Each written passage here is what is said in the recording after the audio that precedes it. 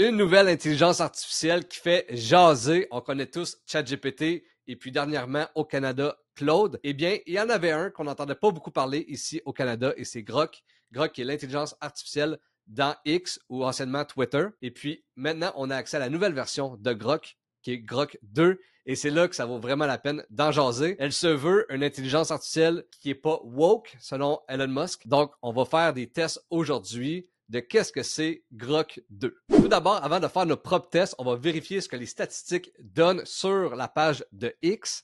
Et puis ici, pour les scores de Hello qui se trouve à être des compétitions entre intelligence artificielle pour savoir qui est la meilleure. Donc, c'est des compétitions, exemple, au jeu aux échecs ou des trucs comme ça, qui fait en sorte qu'on peut analyser quel est le score Hello le plus fort. Eh bien, ici, Grok 2 serait en 4e position. On a ChatGPT 4o qui serait le meilleur. Et puis, après ça, Gemini et puis GPT 4o, une ancienne version, celle-là de mai, du 13 mai. Et puis, finalement, on aurait Grok 2. Et puis, lorsqu'on descend, on peut voir un autre tableau qui compare d'autres intelligences artificielles avec Grok 2. Et puis, comme on peut voir ici, le MMLU qui se trouve à être des tâches, des multitasks. On est à 86% pour Grok 2 mini et pour Grok 2, on est à 87%. Si on compare, on fait partie quasiment de les meilleurs. On a GPT-4o qui est vraiment au top, je vous dirais quasiment dans tout, pas dans tout, mais presque dans tout. Sinon, on se rapproche de ça. Même chose pour la mathématique, on est quand même assez bien positionné. Le coding aussi, on sera à 85, 88. Et puis sinon, analyse de documents, on serait 93. Donc, on est très bien situé. Donc, grosso modo, lorsqu'on voit l'ensemble des statistiques comme ça, on peut voir que Grok fait quand même partie des grands joueurs, supposément. Donc, on va aller vérifier ça immédiatement. Pour avoir accès à Grok 2, il faut évidemment passer par X. Donc, on s'en va sur X. Et dans la barre d'options, juste ici, on a Grok. On clique là-dessus. Et puis, c'est ici que ça nous amène. Il faut savoir, pour avoir accès à Grok 2, on a besoin d'un abonnement sur X. Donc, l'abonnement Basic ne fait pas partie de l'option pour avoir Grok 2. Par contre, lorsqu'on est dans le Premium, on a accès. Et Premium Plus, qu'on a accès avec plus de droits de commande. Donc, on a un certain nombre de limités quand on est dans Premium. Et quand on est dans Premium Plus, on a plus d'options. Maintenant, passons aux choses qui nous intéressent, à voir est-ce que Grok est vraiment utile ou non comparativement à d'autres intelligences artificielles comme ChatGPT ou Claude. Les gros avantages de Grok versus, par exemple, ChatGPT, c'est qu'il y a accès à un nombre infini d'informations puisqu'il se feed beaucoup par le fil de Twitter ou de X. Donc, toutes les nouvelles données, les nouvelles qu'on reçoit instantanément, Grok a accès à ça. Donc, lorsqu'on lui pose des questions, il va aller chercher ça comme information. Ce qui peut être bon ou moins bon. Est-ce qu'on peut avoir des fausses nouvelles? Possiblement.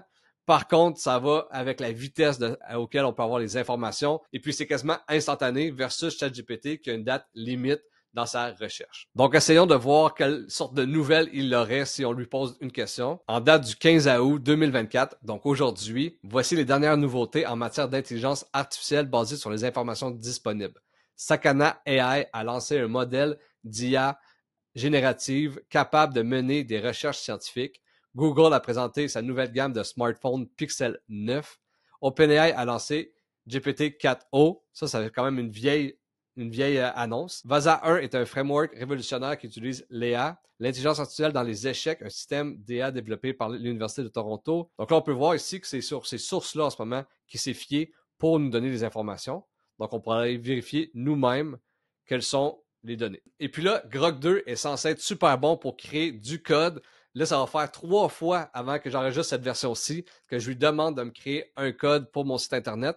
Les 2 premières fois, il a fait une image, donc il a généré une nouvelle image qui avait 0 rapport avec le code que je voulais. Et puis la dernière fois, il ne comprenait pas du tout ce que je voulais dire par bannière.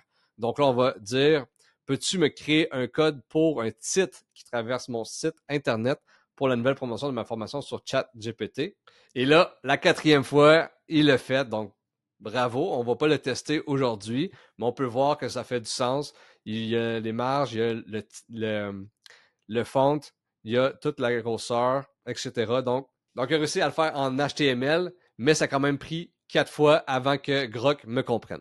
Et maintenant, la partie un peu plus controversée, on va créer des photos grâce à Grok. Et là, c'est censé être non woke. Donc, on peut faire ce qu'on veut. On peut mettre des personnalités publiques. On peut jouer avec ça comme qu'on veut. Alors, pour le bien du test, je lui ai demandé de créer une image de Mark Zuckerberg qui pleure dans la forêt parce que Grok 2 est trop puissant. On va voir ce que ça donne. Alors là, on a Mark qui pleure dans la forêt. C'est quand même super bien réussi. Maintenant, on va essayer avec notre ami Justin Trudeau. Donc là, on a Justin Trudeau qui donne un bisou à Donald Trump.